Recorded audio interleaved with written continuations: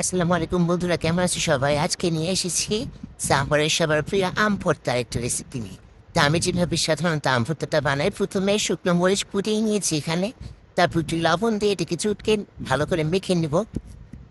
এখানে আমি সেটাই মাখছিলাম আর ভাবছিলাম হাতটা তো জ্বলে যাবে আমার।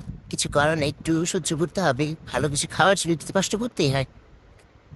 তখন আমি আবার এটাতে দিয়ে দিলাম কাঁচা আম, কুচি করে রেখেছিলাম, মানে গ্রেট করে রেখে রাখা কাঁচা আম, সেইগুলো এখানে দিয়ে দিলাম। নিচে যে অ্যালবামটা দেখতেছো, এটাও আমি করেছি আমার রুমে। আমার শখ মাঝে মাঝে একটু কিছু উল্টাপাল্টা করা। তো এখান দিয়ে দিলাম আমের মধ্যে বিট লবণে দেবো, সাদা লবণ দেবো, কিন্তু দুটোর পরিমাণ যেন ঠিকঠাক থাকে, মানে অতিরিক্ত লবণ যেন না হয়ে যায়। তারপর দিয়ে দিলাম সামান্য সাথে জন্য চিনি, মানে আমটা অনেক টক ছিল। এত টক আমি খেতে পারি না। তো আমি ভাবছিলাম যে আরেকটু চিনি দেবো, পরে ভাবলাম যে কাসুন্দিও দিই। তো কাসুন্দি এখানে দিয়ে দিলাম আমি, অল্প একটু কাসুন্দি। কাসুন্দিটা আসলে এত মজা লাগে আমের আম মাখা বা আমরা মাখা যেটাই মাখো না কেন, কাসুন্দিটা দিলে এটা টেস্ট আরো দ্বিগুণ হয়ে যায়। আমি পেয়ারা মাখাতেও দিই, আনারস মাখাতেও দিই, তো আমি ভাবলাম আম মাখাতে কেন দিব না। তো এখানে আম্মুর হাতে ক্যামেরাটা দিয়ে আমি ভিডিও করতেছিলাম।